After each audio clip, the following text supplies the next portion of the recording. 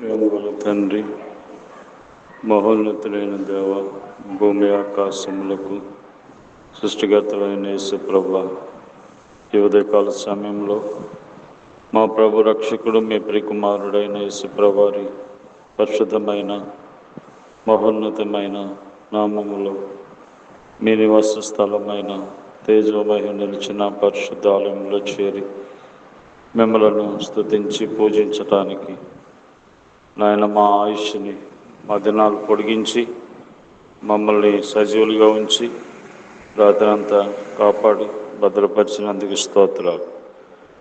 ఈ ఉదయకాల సమయంలో మరోసారి ఆయన మీ మాటల కొరకే మీ పాదాల చెంతకు వచ్చాం.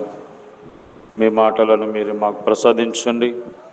మీ మాటలు వెల్లడి అగుడు తోటనే వెలుగు కలుగుచున్నది. ప్రభా, చీకట్లో ఉన్నవారు ఆశ్చర్యకరమైన నీ వెలుగులోకి రావడానికి సహాయం చేయండి.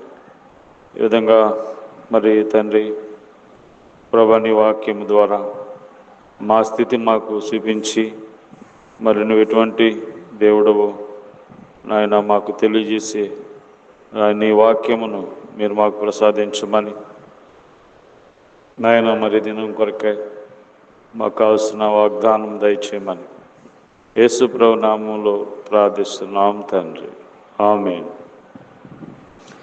యేసు నామమునే పాపికి రక్షణ సర్వ జగమునందు. యేసు నామమునే పాపికి రక్షణ సర్వ జగమునందు. ఆకాశము క్రింద మానవులలో ఏ పేరున ముక్తి లేదు.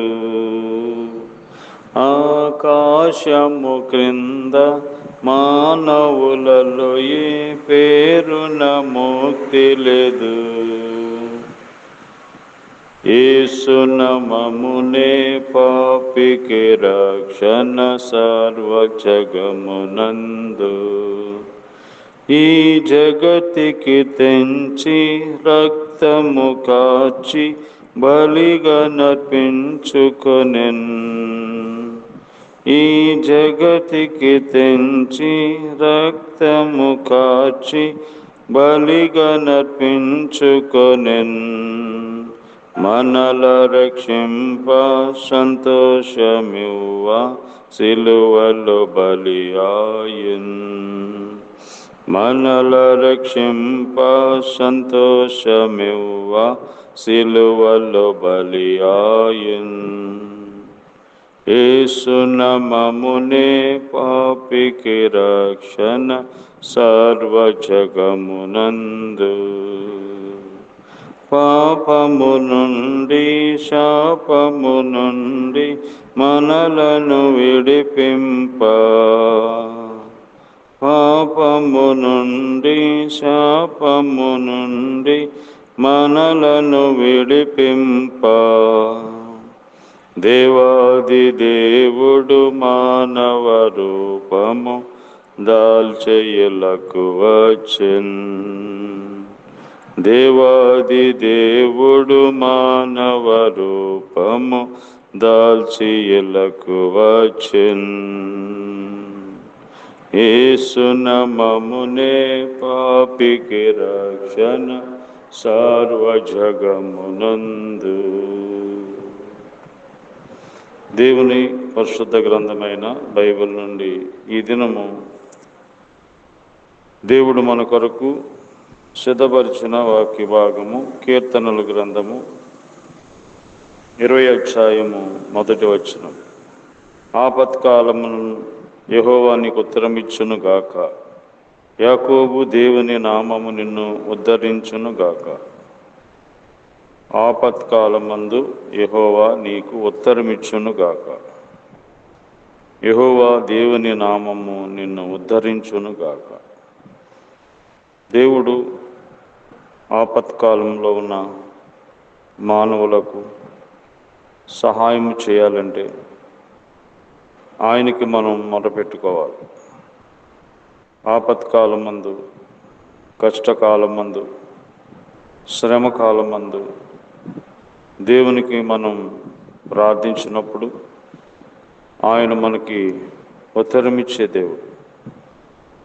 అంతేకాదు దేవుని నామము ఉద్ధరించే నామం, మనలను ఉద్ధరించేవాడు ఆయనే. కనుక దేవుడు మనలను ఉద్ధరించాలి అంటే మనము ఏం చేయాలి? కీర్తనల గ్రంథము 28వ అధ్యాయం 9వ వచనంలో, నీ జనులను రక్షింపుము, నీ స్వాస్థ్యమును ఆస్వాదింపుము, వారికి కాపరివై నిత్యము వారిని ఉద్ధరించుము. దేవుడు మనకి కాపరిగా ఉన్నప్పుడు ఆయన మనల్ని ఉద్ధరించేవాడుగా ఉన్నాడు. వారికి నిత్యము, వారికి కాపరివై నిత్యము వారిని ఉద్ధరించుము. కాబట్టి దేవుడు మన మంచి కాపరిగా, గొర్రెల కాపరిగా, ప్రాణం పెట్టి మన ప్రాణాన్ని రక్షించే కాపరిగా, మనలను ఉద్ధరించే కాపరిగా ఈ లోకానికి దేవుడే మానవుడిగా ఆయన వచ్చారు. ఎందుకంటే గొర్రెలమైన మనము దారి తప్పిపోయి ఇబ్బందుల్లో, అపాయ స్థితిలో, మరణ స్థితిలో జీవిస్తున్నటువంటి మనలను దేవుడు రక్షించడానికి ఒక కాపరి ఏ విధంగా చిక్కుకున్న గొర్రెని, ప్రమాదంలో ఉన్న గొర్రెని ఏ విధంగా రక్షిస్తాడో ఆ విధంగా దేవుడు మనలను రక్షించడానికి ఈ లోకానికి వచ్చారు. కాబట్టి దేవుణ్ణి కాపరిగా నువ్వు చేర్చుకుంటే దేవుడు నిన్ను నిత్యము ఉద్ధరిస్తాడు. తర్వాత ఇంకా మనం కీర్తనలు 41వ అధ్యాయము 12వ వచనం, నా యథార్థతను బట్టి నీవు నన్ను ఉద్ధరించుచున్నావు, నీ సన్నిధిని నిత్యము నన్ను నిలబెట్టుదువు. నా యథార్థతను బట్టి నీవు నన్ను ఉద్ధరించుచున్నావు. యథార్థత, ఎవరైతే యథార్థవంతులుగా జీవిస్తారో వారిని దేవుడు ఉద్ధరించేవాడు. కాబట్టి దేశములో భక్తుడు లేడు, యథార్థవంతుడు ఒక్కడూ లేడు. అందరూ ప్రాణహాని చేయుటకై పొంచి ఉన్నారు. వారి అధిపతులు బహుమానములు కోరుదురు, రెండు చేతులతో కీడు చేయుదురు. ఈ విధంగా దేశములో యథార్థ పరుడు ఒక్కడునూ లేడు. కాబట్టి అందుకనే దేవుడు ఇక్కడ అంటున్నాడు, యథార్థముగా మనం జీవిస్తే మనం ఉద్ధరించబడతాం.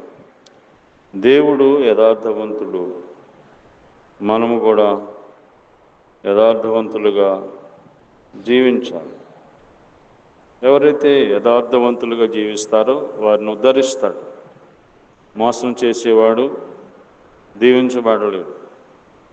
కాబట్టి అబద్ధములాడేవాడు దేవుని ఇంట్లో నివసించలేడు. దేవుని సన్నిధికి కావలసింది యథార్థత. లోపల ఒకటి బయట ఒకటి మాట్లాడితే అది మోసం. కాబట్టి లోపల ఏం కలిగి ఉన్నామో బయట కూడా అదే కలిగి ఉండాలి. యథార్థవంతుల కుటుంబమును దేవుడు దీవిస్తాడు. యథార్థవంతుల ప్రార్థన దేవుడు అంగీకరిస్తాడు. మూడవదిగా కీర్తనల గ్రంథము 119వ అధ్యాయము 117వ వచనములో, నాకు రక్షణ కలుగునట్లు నీవు నన్ను ఉద్ధరింపుము, అప్పుడు నీ కట్టడలను నిత్యము లక్ష్యము చేసేదను. రక్షణ, నాకు రక్షణ కలుగునట్లు నీవు నన్ను ఉద్ధరించుము. రక్షణ పొందిన తర్వాత దేవుడు మనల్ని ఉద్ధరించేవాడుగా ఉన్నాడు. రక్షణ లేకుండా మనం ఉద్ధరించబడము. ఏ రక్షణ? ఆత్మరక్షణ. ఆత్మరక్షణ, మనల్ని మనం రక్షించుకోలేము. మన ఆత్మని సృష్టించిన దేవుడే మన ఆత్మను రక్షించటానికి ఈ లోకానికి వచ్చారు. కాబట్టి మన ఆత్మ ఈ లోకాన్ని విడిచిన తర్వాత నశించి నరకానికి పోకూడదని మన ఆత్మని కాపాడటానికి దేవుడు ఈ లోకానికి వచ్చాడు. కాబట్టి రక్షణ లేకుండా ఈ లోకాన్ని విడిచిపెడితే అగ్నిగంధకాలతో మండుగుండం పాతాళంకి వెళ్ళిపోవాలి. యుగయుగాలు అగ్గిలో కాలాలి, మరో జన్మ లేదు. ఇదే మొదటి జన్మ, ఇదే చివరి జన్మ. కాబట్టి నీ ఆత్మను శుద్ధి చేసుకొని యేసు రక్తంలో నీ ఆత్మను కడుక్కొని నీ ఆత్మ రక్షించబడినట్లయితే నీ ఉద్ధరించబడతావు.